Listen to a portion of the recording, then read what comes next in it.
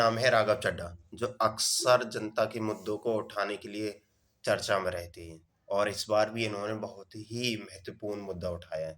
देखिए एक बार समस्याएं उठाना चाहता हूं। सर, पहली समस्या है कि रिचार्ज खत्म होने के बाद आउटगोइंग के साथ साथ इनकमिंग कॉल का भी बंद होना।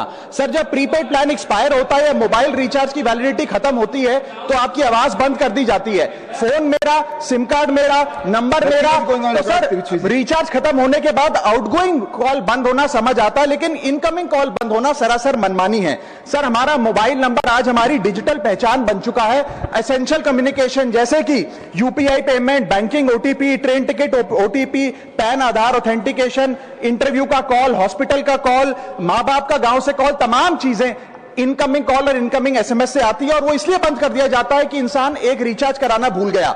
सर, इनकमिंग कॉल बंद करना is not stopping of a service, ये हमारे राइट टू कम्युनिकेशन को स्टॉप करने जैसा है। सर, जैसे आपका आधार कार्ड इसलिए एक्सपायर नहीं हो जाता कि आपने डिटेल अपडेट नहीं करी, या आपका बैंक का खाता इसलिए बंद नहीं हो जाता कि आपने मंथली डिपॉजिट जमा नहीं किया, या आपका वोटर आईडी इसलिए सस्पेंड नहीं हो जाता कि आप एक चुनाव में वोट डालना भूल गए। ठीक उसी तरह आपका मोबाइल नंबर इसलिए सस्पेंड और डीएक्टिवेट नहीं होना चाहिए कि आप एक रिचार्ज भूल गए। सर, मैं सदन में फ्री आउटगोइंग की मांग नहीं कर रहा, फ्री डेटा की मांग नहीं कर रहा, लेकिन इनकमिंग कॉल फैसिलिटी की गारंटी होनी चाहिए। मेरी 3 स्पेसिफिक मांग है। पहली, प्रीपेड मोबाइल कनेक्शन में इनकमिंग कॉल और इनकमिंग एसएमएस कम से कम 1 साल तक कंटिन्यू रहे, चलता रहे from the date of the last recharge, ताकि एसेंशियल कम्युनिकेशन चलती रहे।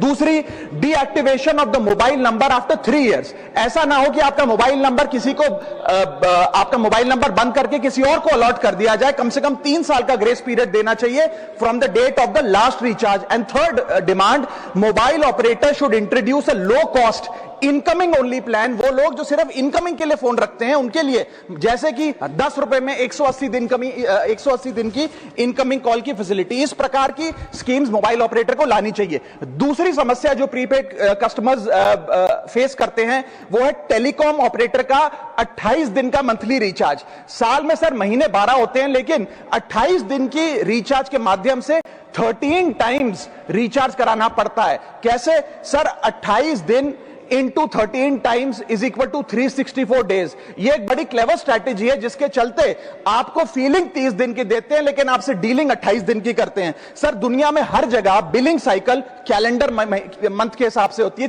30 या 31 दिन।